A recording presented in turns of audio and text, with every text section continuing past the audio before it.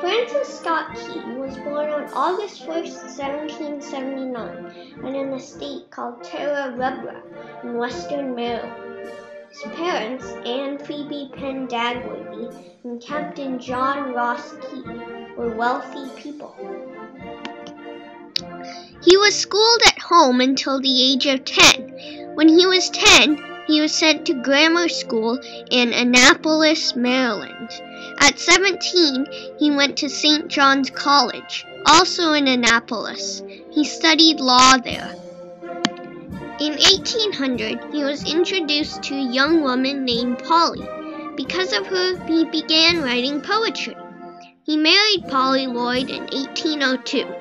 In 1804, he made his home in Georgetown. By 1805, he had a good law practice going in Georgetown. He was a very religious man. He owned slaves even though he disliked slavery. He even took up cases in court to try to free them.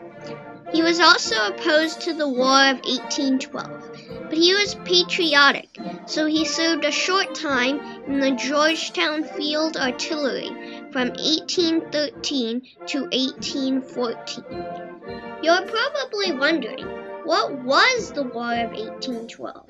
First of all, you'll need to know that it was between the U.S. and Great Britain. Now let's go back to 1803, when the British began boarding American ships, seizing back British sailors, and taking Americans too. The Americans were already angry because the British had put many shipping regulations on trading. So, the U.S. declared war on Britain on June 18, 1812. In 1814, the British began to focus on the Americans as wars in other countries came to a close. On August 19, 1814, the British entered Chesapeake Bay. On the 24th, they invaded Washington, D.C., and burned many federal buildings. James Madison, the president, had already fled to a safer location.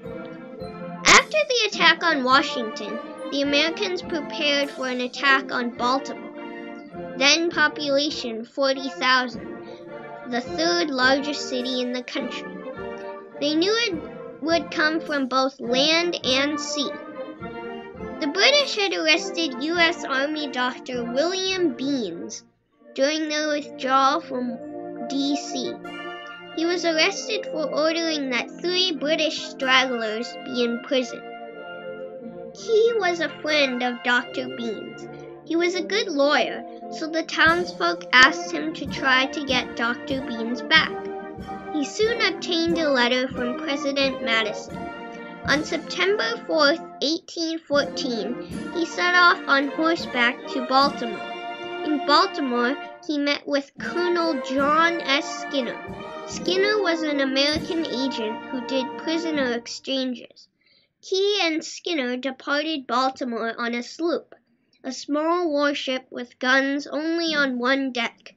It was flying the flag of truce.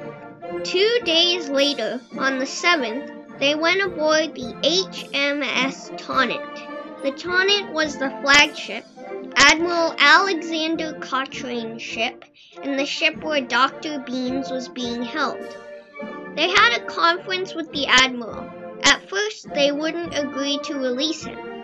Key argued back, saying that because of Beans's old age, he might not have realized he was breaking a treaty that made him neutral.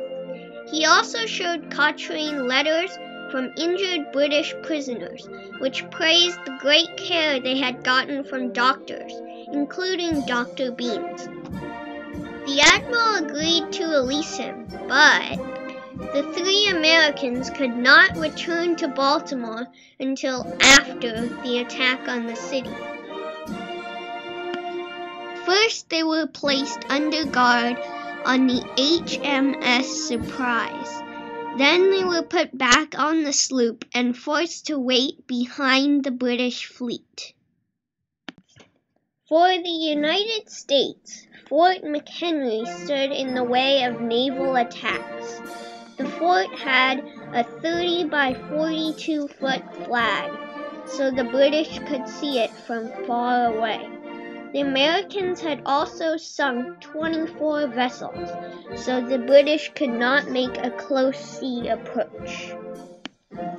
At 7 a.m. on September 13, 1814, the bombardment began. The whole thing lasted for 25 hours. The British fired 1,500 bombshells and also fired new Congreve rockets that made arcs of red flame across the sky. The rockets were supposed to explode when they reached their targets, but they often detonated in mid-air. During the night, the British were planning to land a force of 1,000 men. At about 1 a.m., there was a sudden silence.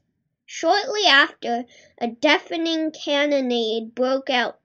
Unknown to Key, it was the Americans shooting at the land force. Afterward, the bombardment continued until the next morning. At dawn, Key saw a flag hanging limply on the pole at Fort McHenry. The breeze blew, and he saw a flag. It was American! Since he had been writing poetry for many years, and he was so greatly moved, he began writing a poem on a letter he had in his pocket.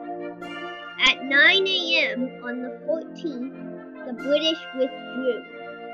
On the way back to Baltimore, he worked on the poem. He completed his first draft that night at the Indian Queen Hotel in Baltimore.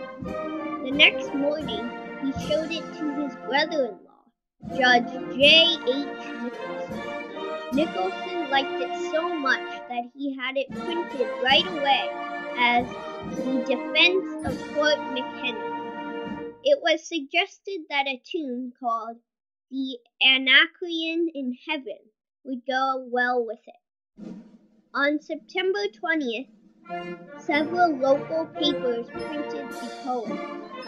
In October of 1814, a singer performed the poem after his show and called it The Star-Spangled Banner. It began growing immensely in popularity. In 1904, the Navy was ordered to play it at all ceremonial occasions. Then, it became the national anthem for all armed forces in 1916. Finally, in 1931, 119 years after it was written, it officially became the national anthem. Key lived in his Georgetown home until 1833. He had 6 sons and 5 daughters. He became a U.S. District Attorney and appeared many times before the Supreme Court. On January 11, 1843, he died at his daughter's home in Baltimore of pleurisy. Pleurisy is the inflammation of the lining around the lung. The American flag is allowed to fly 24 hours a day in only 11 locations. 3 of them are Fort McHenry, the birthplace of Key, and his grave. He is remembered by a mall, a minor league baseball team called the Frederick Keys, 13 schools around the country, and a Navy submarine called the USS Francis Scott Key. There is a memorial to him at the Presidio in San Francisco.